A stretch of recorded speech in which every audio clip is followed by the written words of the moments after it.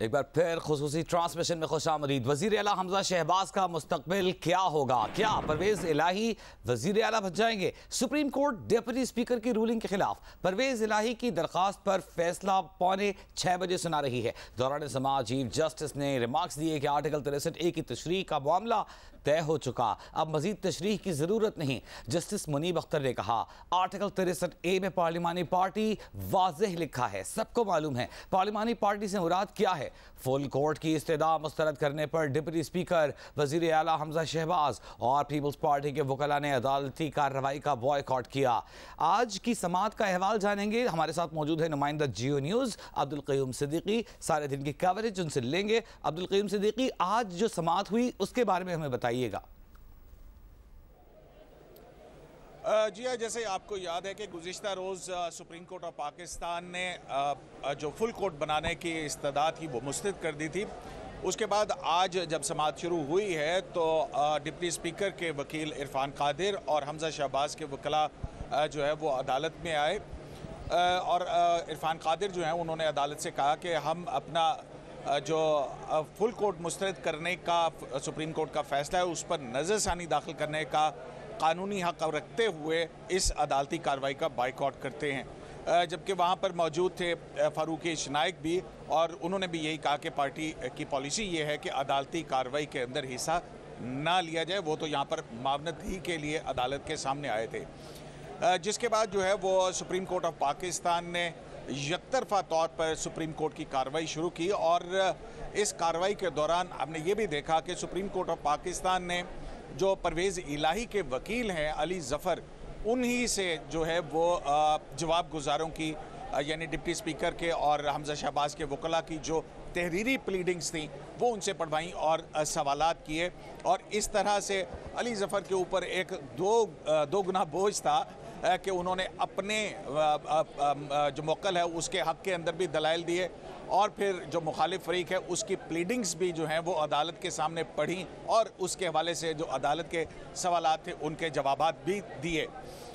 उसके बाद supreme court of Pakistan जो है अदालत की जानिब से 3 सवालात जो हैं वो अली ज़फ़र के सामने रखे गए और बिलखसूस उन 3 जजमेंट्स के हवाले से जो कि जवाब गुजार यानी मुखालिफ जिन्होंने अदालती बाइकआउट किया है उनकी तरफ से उठाए गए थे। उसमें फुल कोर्ट की जो 2015 की 21वीं आईनी तरमीम के ऊपर 8 जज साहिबान का फैसला था, जिसके अंदर ये कहा गया था कि पार्टी हेड ही पार्टी को कंट्रोल करता है और पार्लिमानी पार्टी जो है उसको डायरेक्शंस जो है वो देता है, जिसके ऊपर मुखालिफ फरीक रिलाय कर रहा था। इस हवाले से अली ज़फ़र एडवोकेट से अदालत ने सवाल किए कि क्या ये जजमेंट जो है वो हम पर बाइंडिंग है। तो उस पर अली ज़फ़र एडवोकेट ने जो अदालत के सामने मुख्तलिफ प्रपोजिशन रखी, मुख्तलिफ जो उसमें नोट्स थे वो पढ़े और उन्होंने 3 चीज़ों के ऊपर अदालत से कहा। नंबर 1, पहली बात तो ये कि अदालत की रेशो जो है वो बाइंडिंग है, यानी कि अदालत का ऑर्डर क्या होता है वो बाइंडिंग होता है।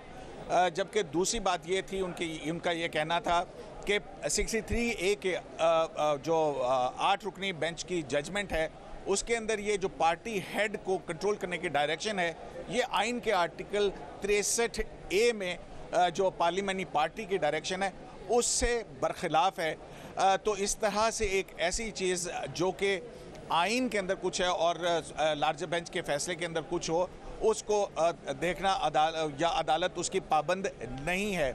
और तीसरी बात ये उन्होंने की थी कि ये पासिंग रिमार्क्स थे, ये कोई 63A की तशरीह नहीं थी।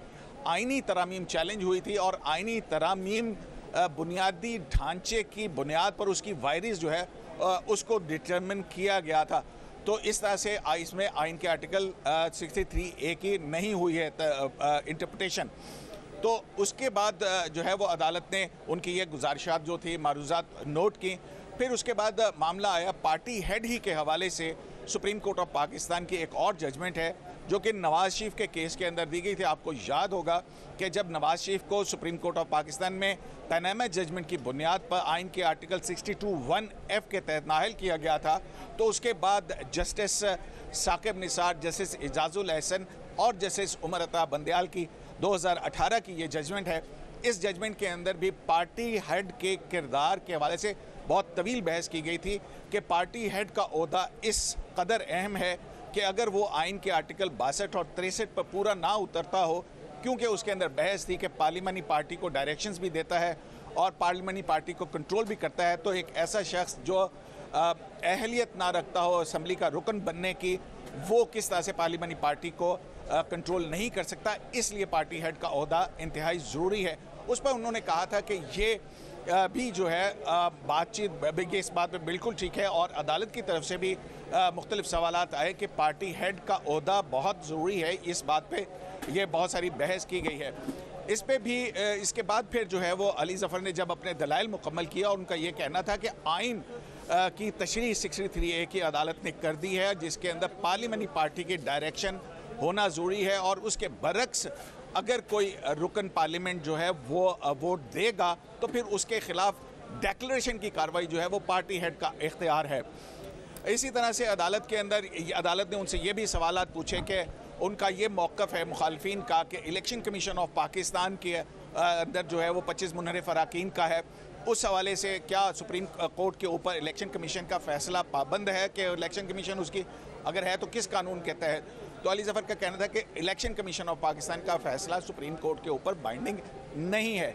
इसी तरह से अदालत ने PTI के वकला से ये सवाल पूछा कि जो 25 मुनहरिफ अराकीन हैं, क्या उनके अंदर उनमें से कितने लोगों ने इलेक्शन के अंदर हिस्सा लिया? तो अदालत को बताया गया, वहाँ पर फवाद चौधरी मौजूद थे, फैसल चौधरी भी और अली ज़फ़र एडवोकेट भी। उनका ये मौक़िफ़ था, उनका कहना था कि जो 25 अराकीन 20 नशिस्तें खाली हुई थीं, उसमें से 18 नशिस्तों पर इन लोगों ने मुस्लिम लीग नून के वोट के ऊपर टिकट पर इलेक्शन लड़ा और उसमें से वो 17 लोग जो हैं वो इलेक्शन हार गए थे।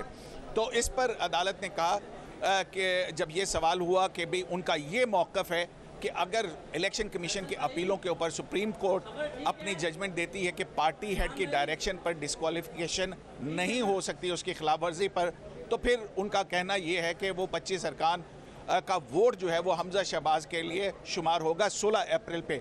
तो उस पर अदालत ने कहा कि क्योंकि ये पुलों के नीचे से बहुत सारा पानी जो है वो गुजर चुका है, अब ये एक पास्ट एंड क्लोज ट्रांजैक्शन होगी और क्लॉक वहाँ तक उस तरह वापस नहीं जा सकता है।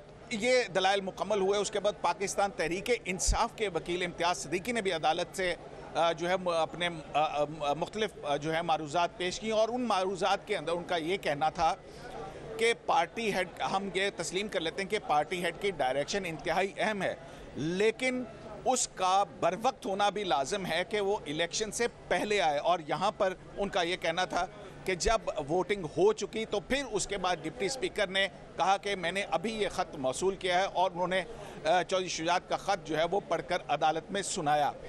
एक वक्फे का जब इससे पहले जो आखिरी सेशन हुआ था, उससे पहले जब अली ज़फ़र ने अपने दलाइल मुकम्मल किए तो उस मौके के ऊपर फ़ारूक एच नाइक और जस्टिस इजाज़ुल एहसन के माबैन भी एक मुकालमा हुआ था। जब पार्टी हेड के हवाले से आर्गूमेंट्स हो रहे थे तो उन्होंने कहा कि अगर बेटर सेंस प्रिवेल करे तो हम यहाँ पर आपको सुनने के लिए तैयार हैं। जिस पर फ़ारूक एच नाइक ने कहा कि जी बिल्कुल ठीक है, मैं तो यहाँ मावनत के लिए आया था, लेकिन पार्टी का फ़ैसला है कि हम इस अदालती कार्रवाई का हिस्सा नहीं बनेंगे।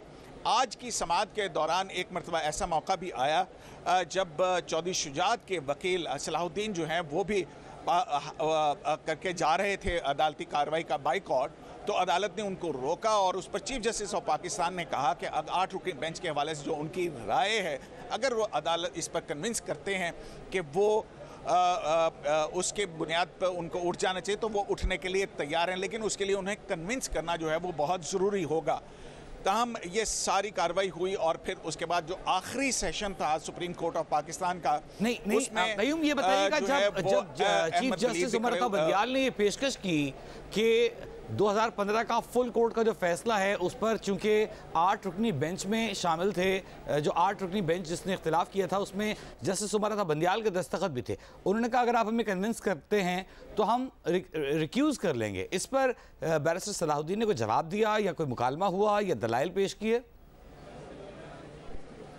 नहीं, ये इसी पर जो है वो हुआ था और उसमें फिर मैंने आपको बताया ना कि उस हवाले से जो अली ज़फ़र के आर्गूमेंट्स थे और फिर उन्होंने कहा कि जस्टिस उमर अता बंदियाल ने ख़ुद भी ये कहा कि जो आइन की तशरीह है इस हवाले से ये एक ये नुक्ता 63A का जो सदाती रेफरेंस था उसमें हमारे सामने नहीं आया, किसी ने उस हवाले से मावनत नहीं की थी और इवन यहाँ तक उन्होंने तस्लीम किया कि जो सुप्रीम कोर्ट का रिसर्च और हेड था उसमें भी ये जजमेंट जो है वो इग्नोर हुई थी।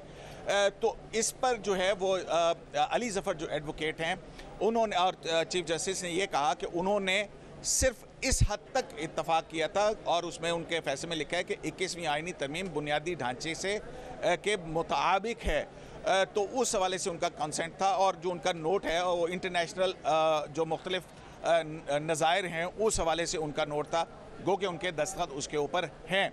इसी मौके के ऊपर 18वीं तरमीम के हवाले से भी जब बात हुई तो वहाँ पर मौजूद एडिशनल अटॉर्नी जनरल जो हैं उन्होंने उठकर एक निशानदेही की। उन्होंने कहा कि फाजिल चीफ जस्टिस ने 18वीं आईनी तरमीम के ऊपर जो लिटिगेशन हुई थी और जो फैसला आया था उस पर भी इनके दस्तखत हैं।